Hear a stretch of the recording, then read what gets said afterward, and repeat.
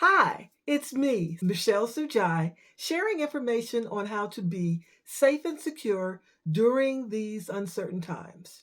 I am creating a website called Sufficity, and the website will share a manual and other information on the steps to take to be self sufficient during a time when you can't really depend on other people to make sure everything is going well in your community, with your family, or with your friends.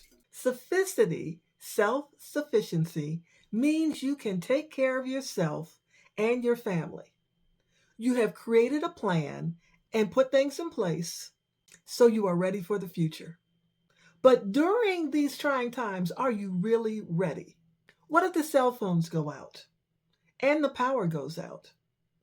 Do you remember the phone numbers and the addresses of all important family and friend members who you would want to know are safe and the people you would want to know that you are safe? I remember when the World Trade Center went down. A friend of mine was talking on the phone with her sister who worked across the street from the World Trade Center. They had seen the building had airplanes in it, and when the building went down, so did all of the cell phones in the area. It took my friend 4 days to know whether or not her sister was dead or alive. So, Sufficity, self sufficiency, shares how to be ready for those kind of things. Write down the names, addresses, and phone numbers for your 10 most important people.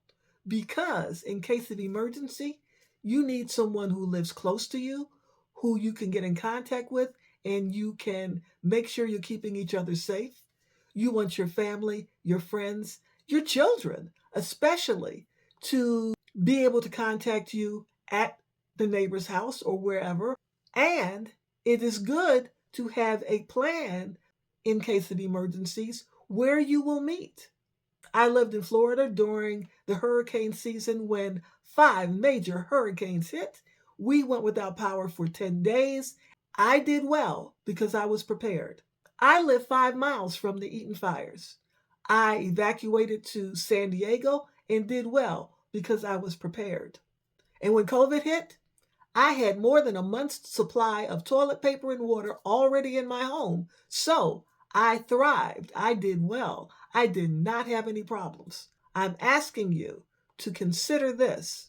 Do you want to be self sufficient and ready for any kind of uncertain situation? I live in California. We have earthquakes. And so I'm ready for whatever comes up. But I also know if I'm the only one ready, my neighbors, my friends, my family, and other people come to me for help. Will they come and see my lights on when theirs are not and want to share my resources, whether I'm willing to share them or not? So I am asking you to contact your family and friends and help them get ready. But in addition to that, it is wise to contact your church, your community center, your temple, your sorority, your fraternity, and other organizations and make sure they have a self sufficiency plan in place in case of emergencies. What I mean by that is go to them and say, in case of emergency, are people going to come to you and want to know what to do? Yes, they are. If they are you prepared? How should people prepare? Ask for members to donate a case of water for emergency preparation. Donate canned and dry goods, beans, rice, and things like that for emergency preparation. Organizations need to collect goods now so that when people come during times of emergency, they are ready. So be ready so you don't have to get ready. Your home should always have at least one case of extra bottled water for emergencies. Use the old case, but buy another so you have your emergency supply. And do that also with your beans, your rice, and other goods so that in case of emergency, you are okay. I always have at least one extra case of toilet paper in case of emergency. It really helped out when COVID hit. In addition to that, I have other information to share on how to be well prepared for emergencies. What I told you was simple: names, addresses, phone numbers of your people. But you need at least 10 copies of that to your 10 most important people, because you may not be able to get in touch with 5 of them during an emergency, and you don't know which of those will be available and which will not. If a tornado hits your home, a fire breaks out at your neighbor's place, and your house then catches fire, you do not have time to prepare.